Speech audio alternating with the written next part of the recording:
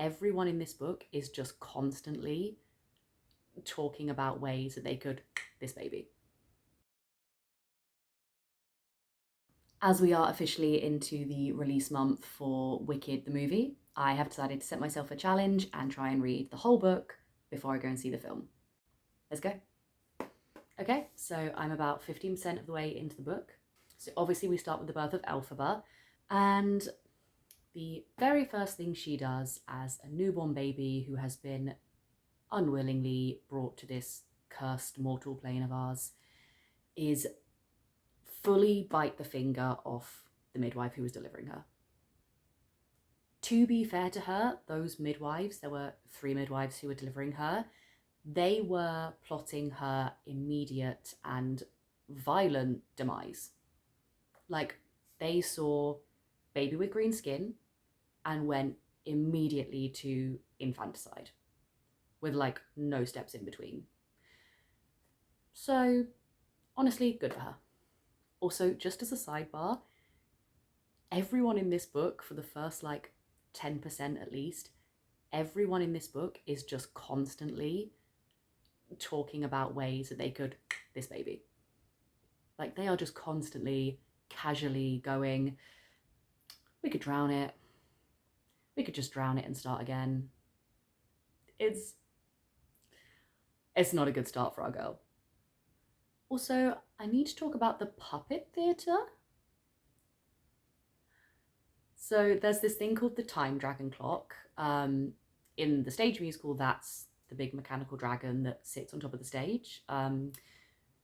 You might have wondered why it was there, seeing as it has no function in the plot of the musical.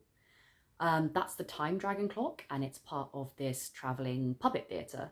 And when they put on the shows, the puppets themselves are getting to know each other carnally. That's what the puppet show is. But the Time Dragon Clock and the puppet theatre generally are part of this new religion that's sweeping through Oz called TikTokism. And TikTokism, at least according to Elphaba's dad, who is part of the old religion, is based around sort of surface level, shallow spectacle and prioritizing short-term fun over any moral or spiritual development. Which, like, feels like a read. But the book was written in 1995. Anyway, to summarize the first year or so of Elphaba's life, no one is super jazzed about the green baby. Her mother becomes an alcoholic and starts having an affair with a red man. Like a physically red man. She becomes pregnant again and doesn't know if the father of her baby is her husband or this new red guy. Also, in terms of Elphaba's parentage, obviously if you've seen the musical, you know who her father is. That's presented on stage as though it was a consensual affair that the mother was happily partaking in. It's not. There's nothing consensual about the way that goes down.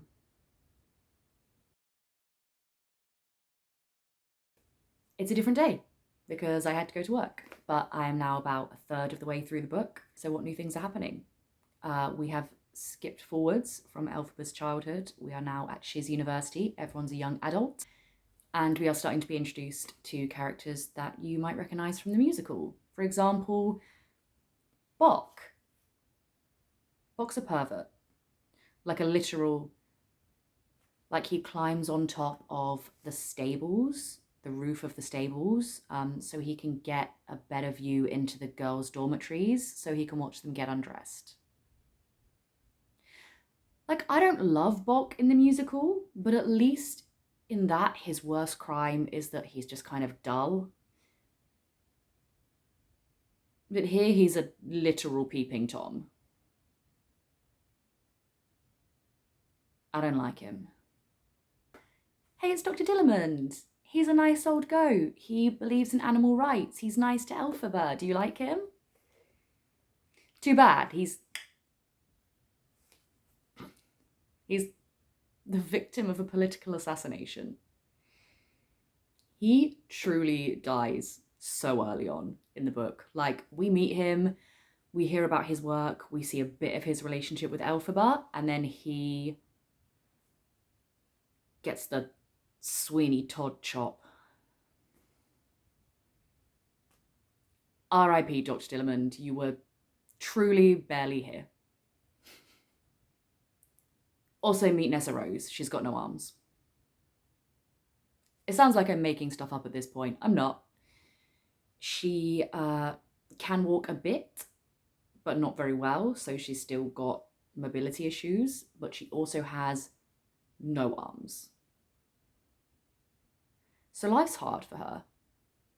Oh, and if you were wondering what happened to the nice red man, the man who was having an affair with Elphaba's mother, who might be Nessa Rose's father, he was murdered so that he could be a human sacrifice to help stop a drought. So R.I.P. Red Man as well. His name was Turtleheart. He was actually very sweet. I was sad to read about his horrific demise. That concludes part 1 of recapping this unhinged book. I'm going to read another third of it and check back in with whatever else has happened. So follow along if you want to hear about all the other unhinged stuff that's no doubt coming.